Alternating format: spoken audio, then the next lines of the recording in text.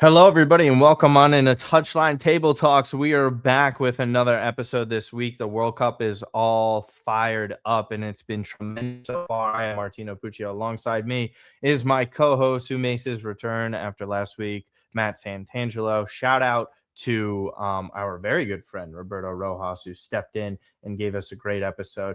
Matt, how have you been enjoying the tournament so far, first and foremost? It's been amazing. I know there was a lot coming into this tournament for things outside of the sport. Let's call it that, Right, yeah. and a lot of concerns, and rightfully so.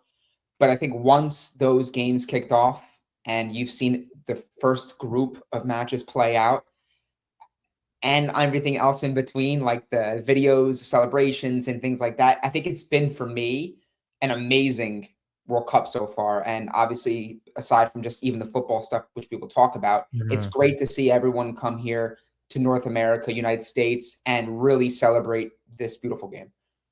Yeah, absolutely. Just all the Japanese fans as well have been probably the most entertaining of the bunch. Yeah. Obviously the Algerians being in Kansas, Lawrence, Kansas, for example, they've been big supporters of them. Mm-hmm. But first and foremost, let's start off with one of the biggest names in the tournament, Cristiano Ronaldo in Portugal. Yesterday they played against DR Congo. Congo, very respectable team. This shouldn't have been that surprising. They've been formidable defensively. I was on the Plus Money podcast with Andrew Pissarro, and he was talking about how great their defensive record is. No surprise here. So we'll start off with Portugal as a whole, right? Because this was a poorly played match tactically. In terms of the approach here by Roberto Martinez. And I was just on a show with my good friend Ariel Epstein, and the first comparison of a manager that I bring up with Roberto Martinez is Doc Rivers, someone who is living off of one trophy from his past and keeps on getting major jobs because of it. And he fails time and time again. And there is no difference here with Portugal and the approach that they had against Congo. And I'll get into Cristiano Ronaldo, and I am critical of him, and he did not have a good match. But first and foremost, the most important thing here is that Portugal was not good as a team. For one of the best teams on paper, what they showed up with their talent, it was a good start. Neves gets the goal. It looks like they're in cruise control. They were dominating possession. But Matt, as we always say, just because you have possession doesn't necessarily mean you are dominating. It was a bit empty possession for the most part. Some good midfield play. Felt like Bruno was pretty pedestrian because of the tactics. What did you take away from Portugal stylistically? And then we'll get into Cristiano. I think, that was as bad of an opening match as probably Portugal could have had. I think there was obviously a lot of hype around this team. This team is stacked. We talked about them in the build-up to this. We know the household names, some that just came off winning the Champions League with PSG.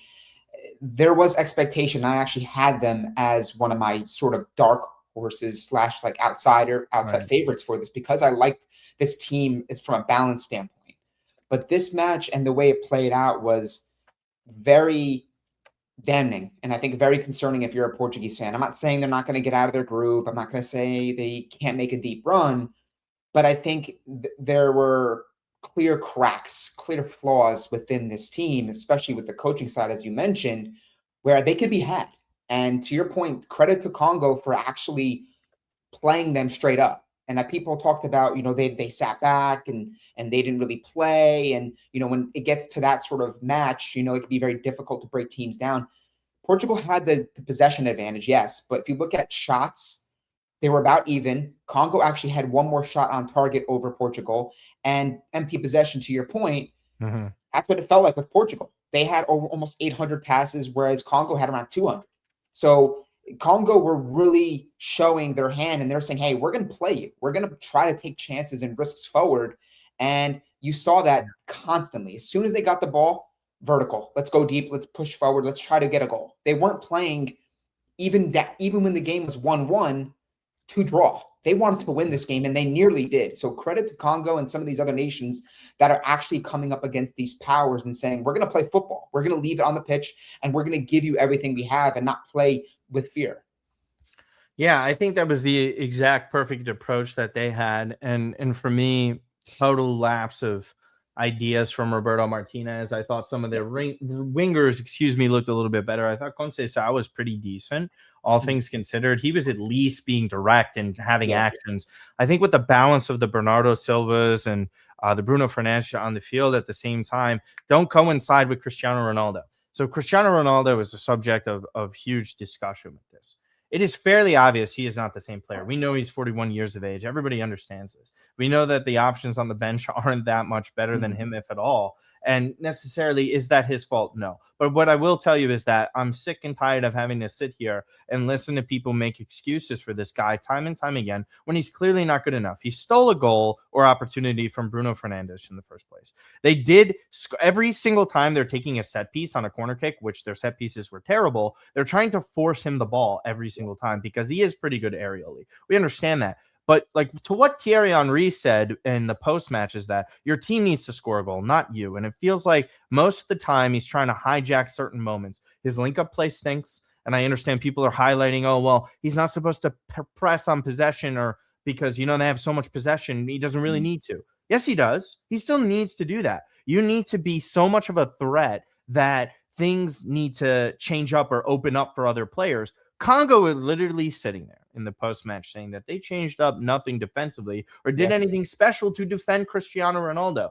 What does that tell you? That's not a shot at Cristiano. That tells you they're not threatened by Portugal as a whole, because I still think in the 18-yard box, the movement's still great. That never disappears. It's just the amount of mobility that he has in the finishing. That is not the same. I think we all know that.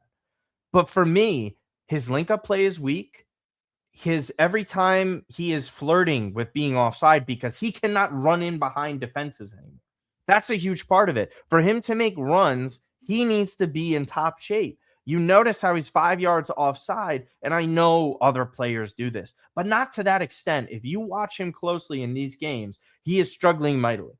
Partially it's because of the system, and the other part is because he's just simply not good enough anymore. And people need to come into that realization and grasp that, whether it's him, whether it's Roberto Martinez, or the Portuguese Federation. Because right now, the system that they have in place, Portugal will once again not win a World Cup because of this. And they have to fix this now.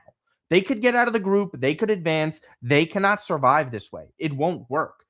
So ultimately, I think this is a huge red flag for Portugal and them moving forward. If Roberto Martinez doesn't win his next game, I expect him to be sacked in the middle of this tournament. I actually do. I don't actually think there is much left for him to kind of salvage here. If he drops another result, and this is like really the final year with Cristiano Ronaldo, right? Because he could be 45 next World Cup. This is it. And they have a pretty talented team on paper, Matt. Yeah. I think they're kind of screwed. Are any final thoughts on Ronaldo and this entire Portuguese team? I think Kevin Prince Boateng said it best and explained it best, and I'm sort of paraphrasing here, but he said that, in addition to what you said, that forcing him the ball, they're trying to revolve their entire attacking approach and philosophy and mindset around just shoving him the ball and trying to get him goals and trying to sort of platform and elevate him, although, again, he's a superstar. You don't need that. I think the way they're trying to play is so much more focused on serving Ronaldo versus serving Portugal as a collective. And I think it's evident from what we saw in that game yesterday. There were moments where I think, yes, maybe Portugal and the creative players around Ronaldo maybe let him down and maybe they missed him.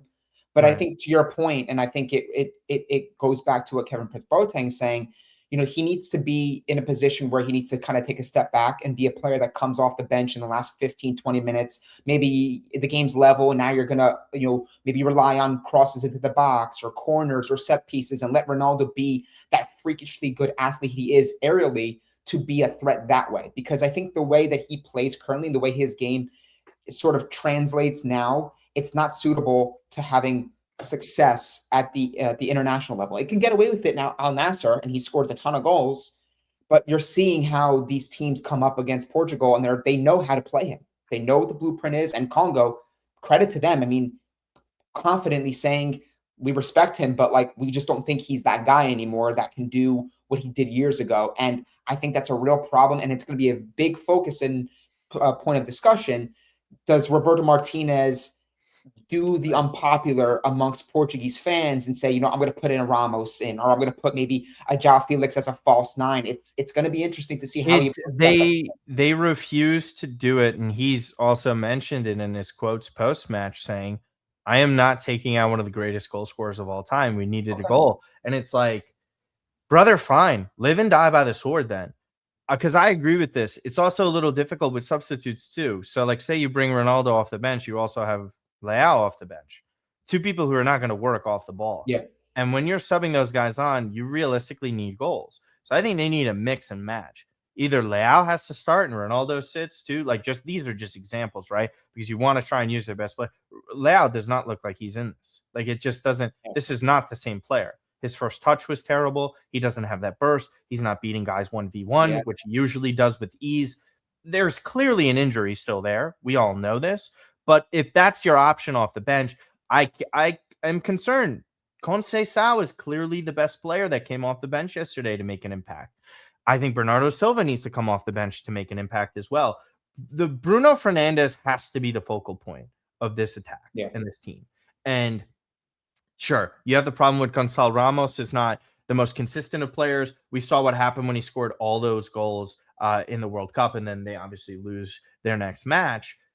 They have to try something different because at the end of the day, like you said, Portugal has to win. And if Cristiano Ronaldo is really put in this situation where he's forced to start from minute one, and they're relying on him throughout the 90 minutes, like, he's also not going to age well through this tournament. They're just going to quick play, man. Like, less rest. You have to go around again. The intensity is not Saudi Arabia.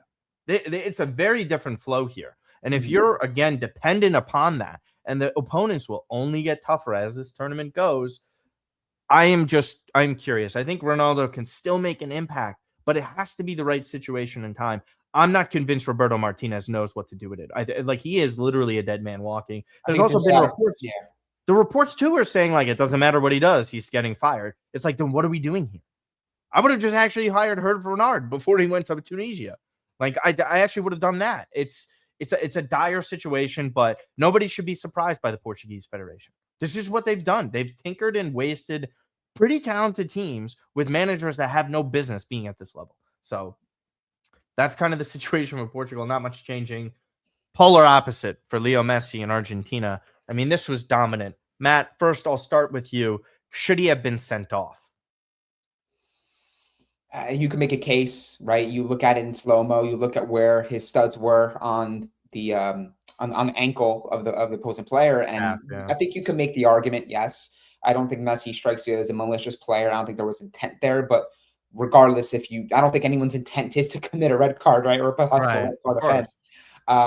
So it's difficult to say. I think there should have been something there for sure. But I think what I feel like the officials have done so far, and I am more on board with this, is more times than not, I feel like they've let them play. They've, swallowed the whistle, quote unquote. They've not been as aggressive to just book, because I think they want and realize the stars make this World Cup. Why are people tuning in? Why are people paying all this money? Now, I'm not saying that because of those things, you're not going to make the correct calls, but I think they're in a position where they say, like, hey, like, we're going to let these guys play a little bit. Like, let the intensity play out. Let this be an exciting affair. And I think that's what we've seen. I mean, obviously Messi had a fantastic performance. So, like, no one's complaining on that side. But yeah, I think I don't think a red card, in my opinion, should have been warranted in that instance. Although, again, I can see why people make that argument for it. Yeah. I don't think it was a red card. I think it was definitely a yellow. The malicious intent, it looks worse in the freeze frame than it actually was. Messi, I understood if he would have been sent off. I really wouldn't have argued that. But I think it's more on the side of a yellow. But overall, this performance, I mean, he got a hat trick in the World Cup. It doesn't matter. Everyone is like, oh, Lucas Zidane this or that. Zidane had a stinker. You could see it on Zinedine's face. However, it's a hat trick at the World Cup at age 38. Like, this was a player that dominated. The ball carrying and ability, the finish on the first goal was insane. The Lucas Zidane spill on the second shot was embarrassing. Like, nobody can deny that. That was one of the worst spills I think I've ever seen. The third goal is trademark. And you're kind of sitting there saying to yourself, and I'm not surprised by this level of performance. We said it in our preview episode. I fully expect Messi to dominate in this tournament if everyone around him works hard, which they do, and they're perfectly built around him. And his style ages better than what Cristiano is, and the lack of parallels with Portugal. I mean, Lautaro didn't play well. Julian Alvarez didn't play well. They dominate. They win 3-0. He doesn't even have to play the full 90. Everyone should be worried, as far as I'm concerned. Yeah. And Algeria is a respectable side. They had their opportunities. There was that one offside goal that they had. Messi also had an offside goal. I think the idea of Leo Messi playing with less pressure after winning the World Cup in this tournament, where he could still turn it up, a relaxed Messi is the most dangerous type. Because what does he have to lose? He has nothing. He is literally, all he does is add at this point. It's house money for him.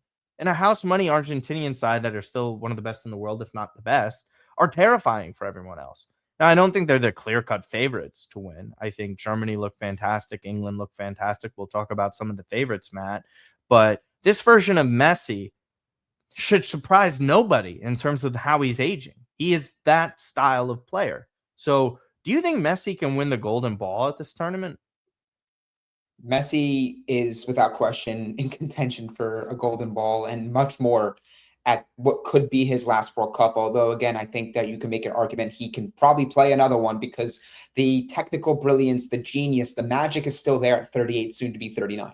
What we saw on display was, to me, nothing surprising when you really look at it, because you know how great this player is still, despite, maybe being towards the very, very back end of his career. But what I thought stood out the most in this match was very early on, he was actually back defending. He was he was getting his hands and feet dirty. And I think that doesn't really happen without winning the last World Cup, to your point, where now you feel like, hey, like this is probably my last hurrah. This is probably my last go. I'm in America. These people love me. There's so many people turning up for this competition. Yeah. Like, I'm giving you everything. And we rarely see Messi do those things from the defensive side. We rarely see Messi, really drift into the midfield. A lot of times he's walking, and he has a lot of runners within this team, like Rodrigo de Paul, who had a great game, great assist for him. And those two always seem to be in harmony when they step on the field for Miami and also Argentina. But the way he's playing at 38, it's going to be 39 in a couple days. Yeah. He can keep going. The sharpness, the brilliance, the genius is still there. And as long as he's on the pitch for Argentina, I think people need to be very, very fearful of the fact that he can go back-to-back as a World Cup champion to end his career potentially. It's insane. He would be it would be his third golden ball. I just like, this player is such a mesmerizing genius, regardless. Yeah. And that's like, there's no true way to defend him if Julian Alvarez and Lautaro are in form, because they are very dangerous strikers. These are two strikers that combined are worth over 200 million. There is also a Nico Paz off the bench that can make an impact too. They are really set up so well, and the type of leader that he is and what Scaloni has done. I've seen almost all of Argentina's matches the past 6-7 years. These guys are just so symbiotic. It is such a perfectly built and constructed national team, very different than any other team in the world, I would say. And he's just going to continue to dominate. I would also like to make the final point in that last World Cup, he was coming in with tons of pressure, failed season at PSG, still at that European level of intensity too in the middle of that season. Whereas you sit here and say to yourself, okay, he did get his break. It is a little bit in the middle of the MLS season we have already kicked off. He doesn't have to exert as much energy out there. It's just a fact. He doesn't have to exert that much energy in MLS because he is that much ahead mentally. You're seeing it now reflected in this. Yeah. It's just a tremendous thing to see. And I fully expect them to go deeper in this tournament right now. So a great start for Argentina and Leo Messi. Matt, real quick jokingly, I saw a video too, which I thought was very, very funny. Was someone called him because they played at Arrowhead Stadium, which now obviously is called Kansas City Stadium. Someone called him Hat Trick Mahomes. Of course, if you're an American football fan, Patrick Mahomes, Kansas City Chiefs, plays there. So, and Mahomes was there in attendance to watch that match. So I thought that was pretty funny that, that's the nickname I've seen float around for Messi after the hat trick. I thought you were going to bring up how he had more wins at that stadium than Derek Carr did, but that also no. That one was a statistic that popped up. U.S. men's national team versus Australia tomorrow. Speaking of starting off the tournament great, the greatest performance in U.S. men's national team history, period, against Paraguay. Don't care about that. Paraguay, very strong, good common ball team. Obviously, did incredibly well during their qualifiers. Really hard to sort of argue with the level that they were playing at. I was not surprised by the intensity. I was impressed that they did this from minute 1 to minute 90, not even having their best player in for an entire half as well. USA looks fantastic. They are firing on all cylinders. We'll see what happens with Christian Pulisic playing tomorrow. Not entirely convinced that he will start, especially with Turkey losing against Australia, which was one of the bigger upsets on match day 1 in the group stages. Turkey talked a lot of shit. Australia basically punched them in the mouth, and they did not look good from that. So Turkey, one of the favorites to win this group, is now not looking good. Matt, we know this. USA wins, they're in. And this is a big moment for them to piggyback off of a tremendous performance. Whether or not Pulisic plays remains to be seen, or whether he starts. What are you feeling going into this next match? I think this level is still sustainable. I don't necessarily think Australia is going to lay down and die. There's zero way. However, I fully buy into what this U.S. team is. I do think Australia have the easy capability of scoring a goal. It's just that, USA has plenty of offensive talent, and that intensity that they brought, they can continue to do so. So what do you make of Team USA's initial performance against Paraguay, and how you're feeling heading into tomorrow's match against Australia?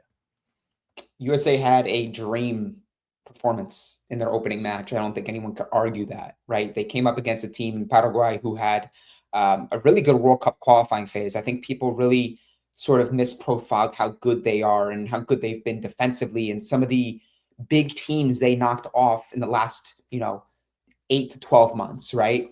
And I think coming into this match, they made a statement. They left their mark on not just the competition, but I think global football, because I think there was so much hype and build up to this team coming into this competition, as this is the most talented roster they've ever had. They've had a big profile coach in Pochettino, Pulisic. A lot of these guys are not young stars anymore. They're young players from the previous World Cup is now their established core.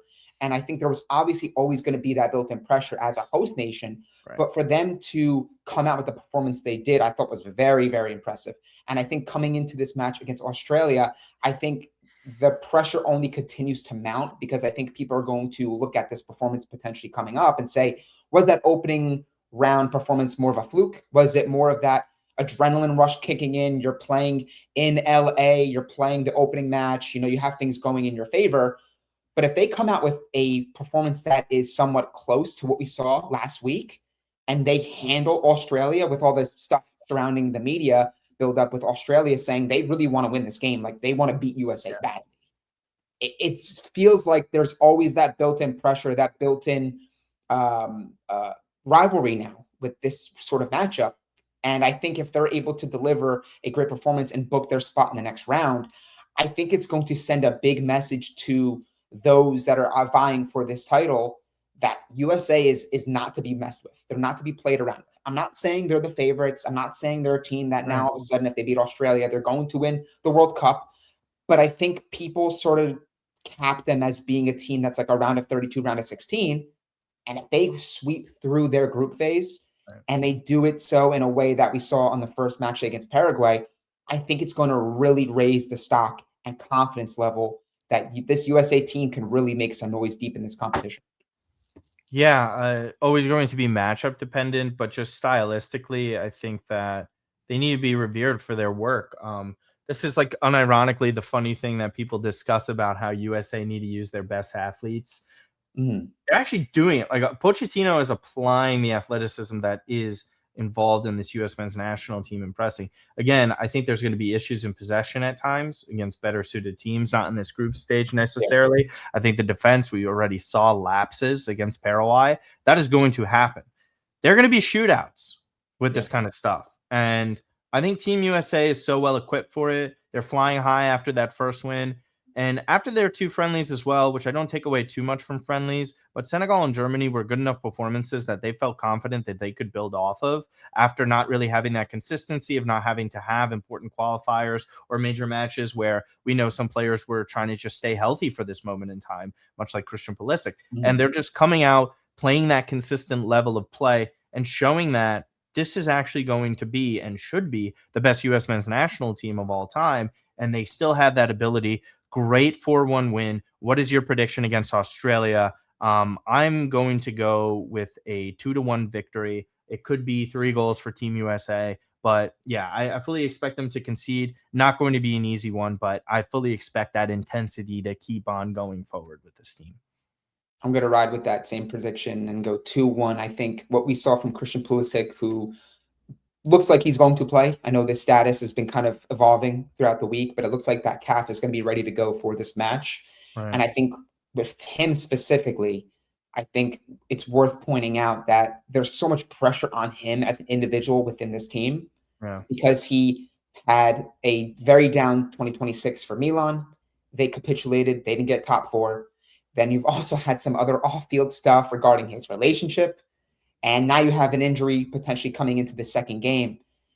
All eyes are going to be on Pulisic in this match. And I still think that despite maybe not being 100%, you're going to see a little bit of a different Pulisic in this match. Someone that raises the bar, someone that brings a little bit extra, and that intensity that is going to be required for a match like this to get a result. So I'm going to go 2-1 to the Americans and a flying start to their World Cup campaign. Yes, and our good friend Tom Bogert, one of the best reporters in the entire world, saying that Christian Pulisic Cap is still training alone and doing gym work, and he's not been fully training. That was as of yesterday. We'll see what updates that we have today. Again, U.S. men's national team versus Australia, 3 p.m. Eastern Standard Time. And heading into the final topic of the day for Touchline Table Talks, everybody, don't forget to give us 5 stars, like the video up here on YouTube. Check us out on Apple, Spotify, wherever you get your podcasts. The World Cup favorite after one match day, Matt. Is there anybody that has sort of changed your mind? Again, I have been more open. I didn't really have a clear-cut favorite, but I'm kind of zoning in on one team after I saw. But after match day 1, who is your favorite to win the 2026 World Cup? I've mulled over a couple names, after we've seen the first slate of matches, and I think I'm going to go France. And I know that first half performance wasn't very, captivating, especially for, their beginning of their campaign. You think they're going to come out flying. They have star power everywhere.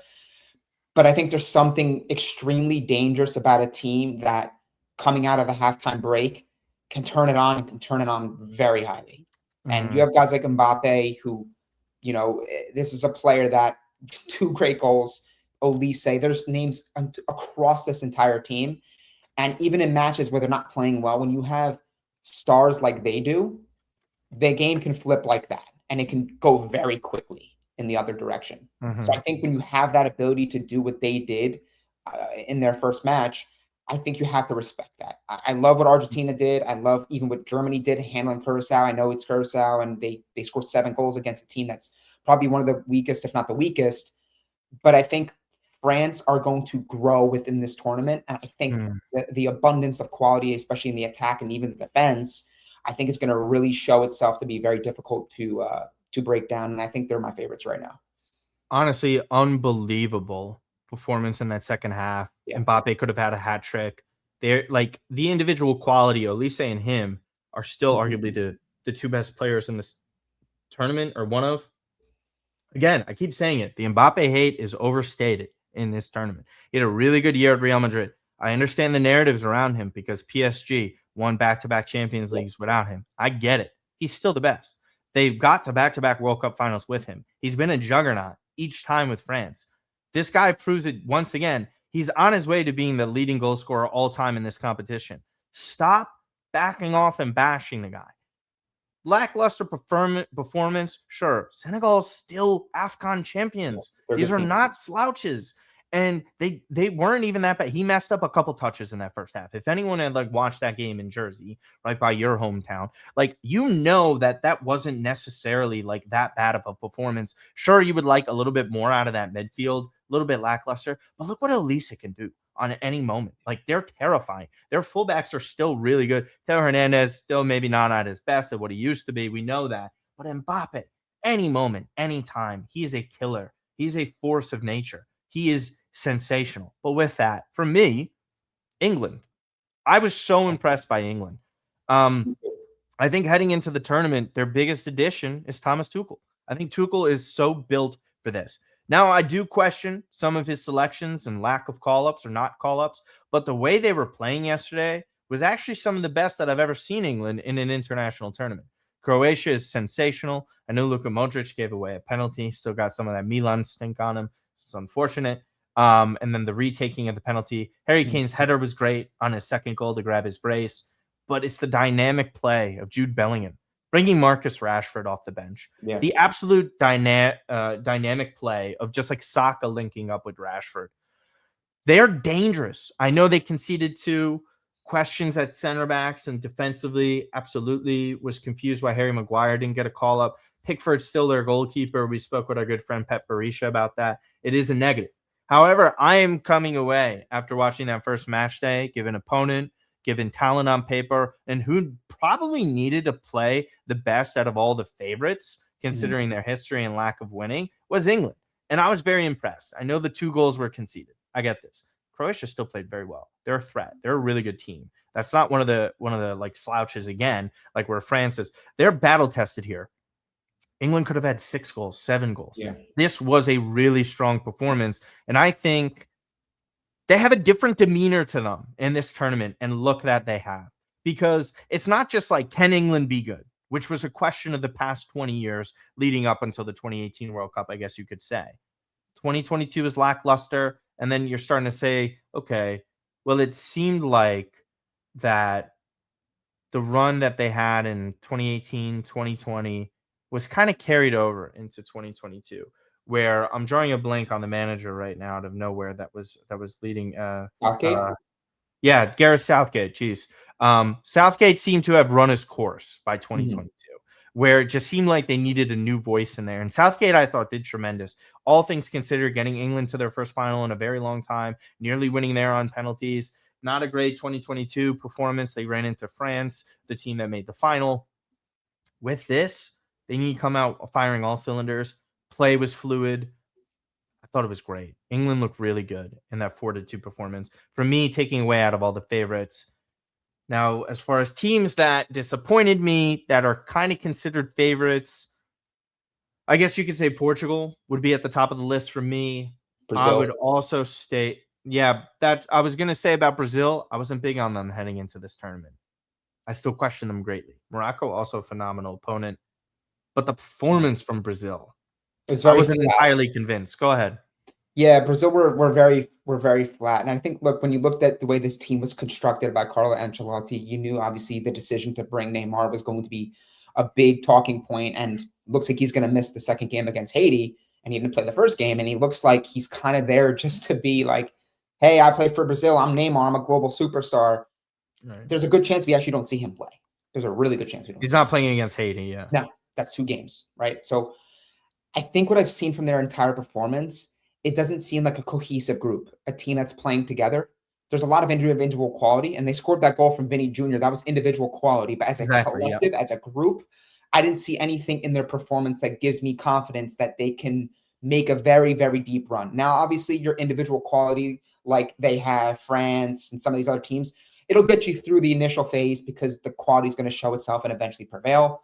But I think ultimately, if we're talking about the powers, the elites, and whether or not, they are going to be in that conversation very, very deep in this tournament, right. I just don't see it. I mean, yes, they have Gabriel. Yes, they have players, Rafinha, some of these other individual players in certain areas that I think are tremendous individually. Yeah. But you look at, Igor Thiago, and it's like this is the starting striker you're starting in the opening match of a World Cup. And he looked like deer in the headlights. He didn't really bring anything. And I think it's a far cry from what we've seen from past Brazils. So I think it's going to be a big challenge from Carlo Ancelotti to sort of navigate this group phase and have an understanding about who are my main guys, who is my best group. I could see him tinkering a decent amount in this second game to come because I think truthfully there's a lot riding on. He needs a win. Endrick, I've said this. Yeah, I I keep agree. on banging the I Endrick agree. drum. This dude is Yeah, literally a game changer. yeah, I There agree. isn't a player that I think not given a role in his team in this tournament that could clearly raise the level Yeah, significantly like Endrick can. Endrick is that kind, and I've seen tremendous memes about Carlo Ancelotti and why he's choosing not to start Endrick. And this type of player, I mean, he's proving it almost every time. He plays well with the national team when given an opportunity. He dominated with Lyon when he was on loan. He makes an impact with Real Madrid in his first season as well. Eventually, someone needs to give my guy the keys and say, we need you. Take us to where you yeah, can take us. Because as you mentioned, too, individual brilliance of Vinny Jr., who's slowly starting to raise his level with the national team. I think the important thing here is that you mentioned individual performance. Sometimes you can get on by with that in a tournament. yeah. If you have a guy who can change a game on a dime and he's young and he's energetic like him, let him try. He Right. has experience at the top level. And Ancelotti knows this. And this is probably why he's one of the better man managers. He knows when his hand is forced and when he has to give something a go. This might be it. And I think if Brazil have any chance and they want to move forward in the direction of like, hey, we can finally win our first World Cup in 24 years, I think it's going to have to be off the back of starting someone like Endrick. So we'll see what ends up happening there. It's been incredibly exciting and a ton of fun watching this World Cup, especially on our home soil. Matt, where can everybody go and follow you? We've been doing a lot of hard work still with our Milan podcast. Ruben Amorim is our next manager. You go and check out that podcast if you guys have not already. But where can everybody go and follow you and your content? You were zooming, you were getting more and more followers. Yeah, you guys can follow me on Twitter, X at Matt_Santangelo, and on Instagram, as Martino mentioned, at Matt_Santa22. I'm above 300 followers. Doesn't feel like a lot, but I think this is a great opportunity to put out more content with the World Cup and especially things happening behind the scenes at the club level. So if you guys like Instagram Reels and more of the stuff you see on this podcast in short form, go follow me on Instagram. Yes, absolutely. We are close to 1,000 followers, 32 away on Instagram. I keep on trying to give more and more content to try and boost us up. Again, Matt over there at Martino Puccio on Twitter. For me, that Milan podcast is our other podcast. Don't forget to give us 5 stars here on Touchline Table Talks. We're growing slowly, doing very well on this account. Again, please help the audio side of things. We need more downloads on there. We need more plays. We're trying to be more consistent and get more guests on here. But other than that, we really appreciate all the support here. So like, subscribe, follow us everywhere. And other than that, we will see you next time. Enjoy the World Cup.